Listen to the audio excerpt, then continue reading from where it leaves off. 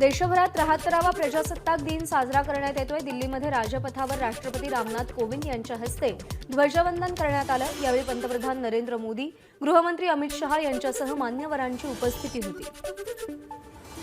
दरम्यान ध्वजारोहणानंतर भारतीय लष्कराकडून तोफांची सलामी देण्यात आली। यावेळी सैन्यानं भारतीय राष्ट्रध्वजाला 21 तोफांची सलामी दिली। पंतप्रधान मोदींनी आज प्रजासत्ताक दिनाच्या निमित्तानं पंतप्रधान मोदींनी आज राष्ट्रीय युद्ध स्मारकाला भेट दिली। यावेळी त्यांनी देशाच्या शहीद सैनिकांना मानवंदना अर्पित केली। राजपथावर एनसीसीच्या महिला कॅडेटकडून संचलन करण्यात आलं। यावेळी त्यांनी राष्ट्रपतींसह मान्यवरांना सलामी दिली। राजपथावर सैन्य दर्शन घडलं। दिल्लीमध्ये राजपथावर संचलन पार पडलं। यावेळी युद्धातील शस्त्र रणगाडे यांचं संचलन करण्यात आलं। या रणगाड्यांनी भारत पाकिस्तान युद्धामध्ये महत्त्वाची कामगिरी बजावली आहे। राजपथावर यंदाच्या प्रजासत्ताक दिनी राजपथावर हवाई कसरतींचं दर्शन झालं। यावेळी लढाऊ विमान राफेलसह विविध 75 विमानांच्या कसरतींनी डोळ्यांचं पारणं फेडलं।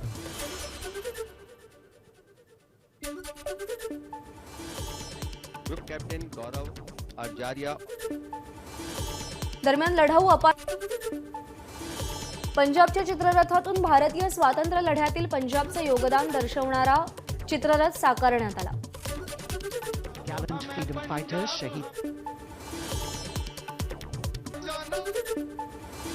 जम्मू काश्मीरचा चित्ररथ सुद्धा संचलनामध्ये सहभागी झाला। जम्मू काश्मीरच्या संस्कृतीचं दर्शन या चित्ररथाच्या माध्यमातून झालं।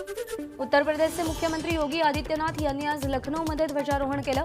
कोरोनामुळे मर्यादित लोकांच्या उपस्थितीत हा कार्यक्रम झाला। देशाचे संरक्षण मंत्री राजनाथ सिंग यांनी ध्वजवंदन केलं। दिल्लीमध्ये त्यांच्या हस्ते ध्वजारोहण झालं। मुंबईमध्ये राज्यपाल भगतसिंग कोश्यारी यांच्या हस्ते ध्वजारोहण संपन्न झालं। शिवाजी पार्कवर हे ध्वजारोहण झालं।